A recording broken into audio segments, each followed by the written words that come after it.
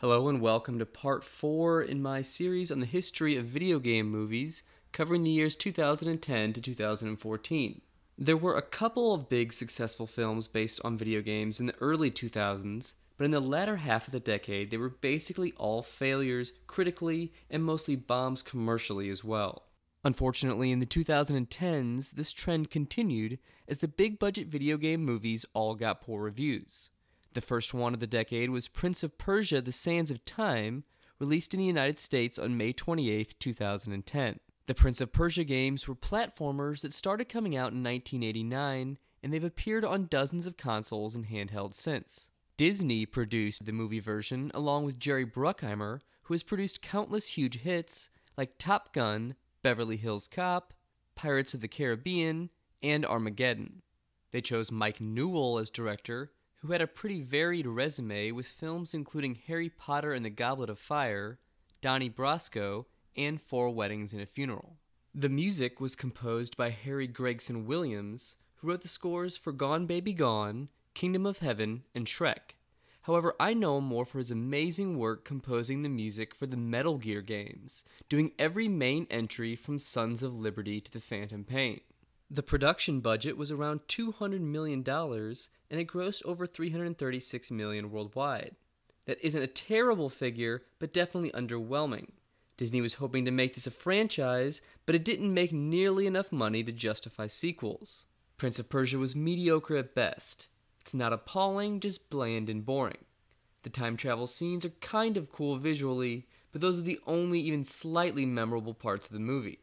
The critics seem to agree with me, as the film's Rotten Tomatoes rating is only 36%, which is sadly relatively high for a video game movie. Also in 2010 was the dreadful Tekken adaptation based on one of the biggest fighting franchises ever, created by Namco in 1994. The movie version was directed by Dwight H. Little, who is responsible for sequels such as Halloween 4: The Return of Michael Myers and Free Willy 2: The Adventure Home. His entry in the Halloween saga was decent and definitely better than parts 5 and 6, and it was written by the same screenwriter as Tekken, Alan B. McElroy, who also wrote what is considered to be one of the biggest flops of all time, the obnoxiously titled Ballistic X vs. Sever. Tekken is set in the year 2039, and the world has been divided up between 8 corporations, with one named Tekken controlling what's referred to as the America territories.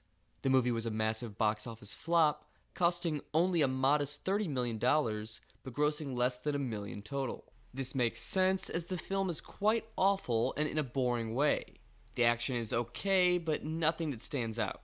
The character of Christy Montero from the games was featured, but uses MMA instead of being a capoeira fighter. Also, she's wearing a ridiculous outfit the entire movie that exposes her butt crack. I guess they were trying to be sexy, but it just comes off as stupid. Tekken was so bad that even the director of the games, Katsuhiro Harada, publicly criticized it, saying, quote, "That Hollywood movie is terrible. We were not able to supervise that movie. It was a cruel contract. I'm not interested in that movie," unquote. The third video game movie of 2010 was Resident Evil Afterlife, number 4 in the popular franchise. Paul W.S. Anderson wrote and produced every one of the Resident Evil films, and he directed the first. He didn't direct the second or third, but came back to the director's chair for this one. Other movies he's made include another video game adaptation, Mortal Kombat, Event Horizon, and Alien vs. Predator. Mila Jovovich, of course, starred, and a few others returned as well, like Sienna Guillory, who cameoed as Jill Valentine, and Ali Larter as Claire Redfield. This is the only Resident Evil movie to feature her brother Chris, played by Wentworth Miller from Prison Break. He gives a really bad performance, and he has lots of really stupid-sounding lines. The character of Albert Wesker was in Extinction, but this time he's played by a new actor, Sean Roberts, who is possibly even worse than Wentworth Miller. He even throws his sunglasses as an attack in a reference to the game Resident Evil 5, but it looks ridiculous in live action.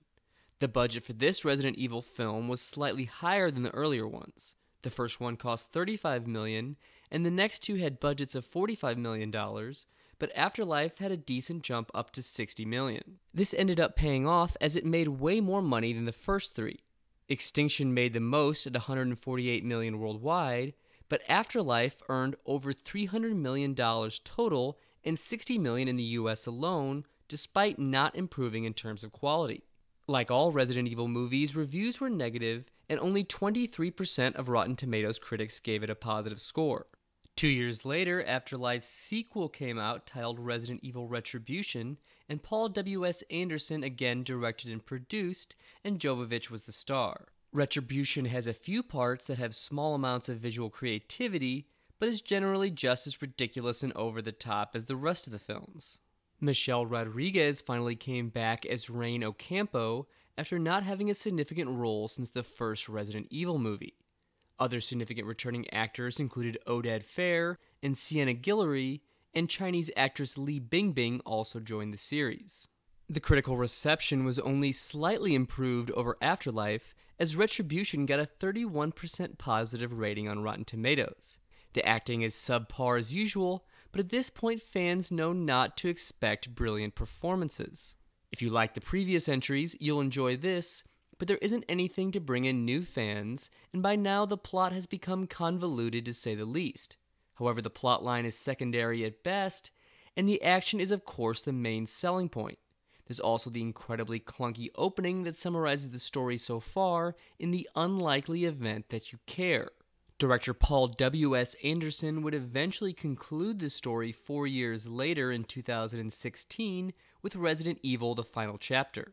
He's currently scheduled to make another video game adaptation in 2018 inspired by Capcom's Monster Hunter.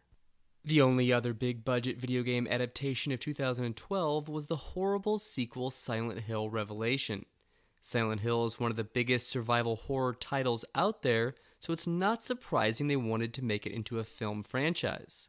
The first one was decent and one of the better video game movies, but the sequel went way off the rails and seems to have killed the series.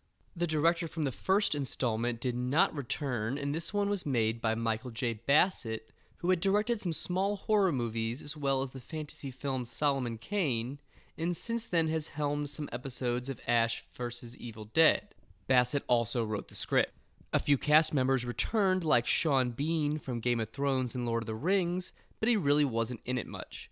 The main character was played by a relatively unknown actress named Adelaide Clemens, who has had small roles in The Great Gatsby and X-Men Origins Wolverine. The male lead is Kit Harington, who plays Jon Snow on Game of Thrones in his first film appearance. He was cast as a high schooler despite being in his mid-20s when this was being shot. Malcolm McDowell appears but only has about 3 minutes of screen time, and The Matrix's Carrie-Anne Moss portrays a villain. This one's budget was less than half the first film's at only $20 million, and it was moderately successful in making over $53 million. Silent Hill Revelation got atrocious reviews though, having a 5% on Rotten Tomatoes and a 16 on Metacritic, and its IMDb user rating is only 5.0 out of 10. I totally see why it got those reviews, as it's much cheesier than the first movie and has some really bad acting. There are a few visuals that are slightly creepy or a bit cool looking, but they are vastly overshadowed by the many negatives. Revelation even pulls a Star Trek First Contact and opens with a dream within a dream. A smaller film from 2012 I'd like to mention is Ace Attorney, adapted from the Capcom courtroom series of the same name.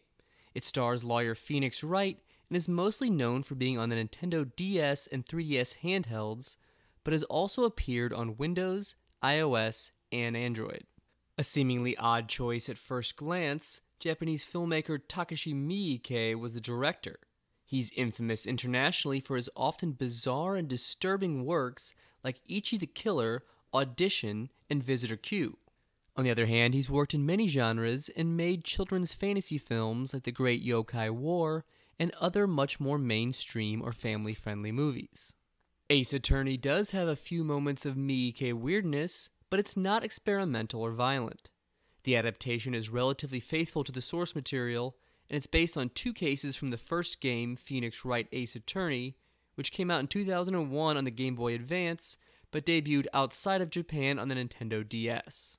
The movie is also surprisingly true to the series in that it recreates the amazingly ridiculous hairstyles from the games, something I personally found really cool.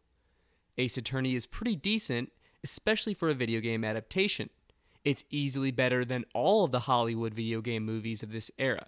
My only big complaint is that it's perhaps a bit too long, at 2 hours and 15 minutes, but this is understandable as there's a lot to the plot.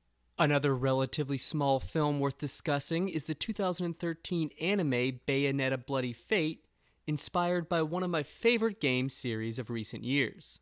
The two Bayonetta games were third-person action titles developed by Platinum Games, who've also made Nier Automata, Star Fox Zero, and The Wonderful 101. The anime version is overall very similar to the games. The plot still concerns Lumen sages and Umbra witches, and many of the characters look like their game counterparts. The main characters from the games are all included, like Rodan, Jean, and Luca, and the Cereza plot from the first Bayonetta plays a major role. There are some cool action scenes, and the animation is good with a style that doesn't stray too far from the games. The anime somehow manages to make Bayonetta's sexuality even more overt than in the games, and some of the dialogue is a bit too on the nose in this regard. I'd highly recommend this for fans of Bayonetta, but it may be a bit lacking if you aren't familiar with the franchise. Apparently not too many people have seen it, as it has under 800 votes on IMDb. Finally, we come to the middling Need for Speed based on the EA racing games that started out in 1994 and are still going strong. The film was directed by Scott Waugh, who has only made one other feature, Act of Valor, a movie about Navy SEALs from 2012. He got his start in the industry doing stunts on stuff like Spider-Man, The Italian Job, and Bad Boys 2. Need for Speed has some decent names in its cast, like Aaron Paul from Breaking Bad as the main character. He's not awful, but he has little to work with as the script just isn't that interesting. Michael Keaton even appears, but I found his performance to be quite awkward, and rapper Kid Cudi plays the pilot. This movie can be pretty cheesy at times and is just generally boring and mediocre. There are no moments or scenes that really stand out, and it's shot in a pedestrian way. It's a bit long at 2 hours and 10 minutes, and some scenes are too drawn out. There were some pretty cool car stunts that were apparently done without any CGI, which is always nice to see. Plenty of awesome vehicles show up, and a car person might enjoy the film on that basis alone. Need for Speed was a financial success, seeing as it made over $200 million and only had a budget of $65 million. Even after 2.5 decades, there had still not been a video game adaptation that did well with critics. A select handful made money, but plenty more were bombs, and none of them were considered quality films by fans, and the curse is still going to this day. That's all for this video. Thanks for watching, and keep an eye out for part 5.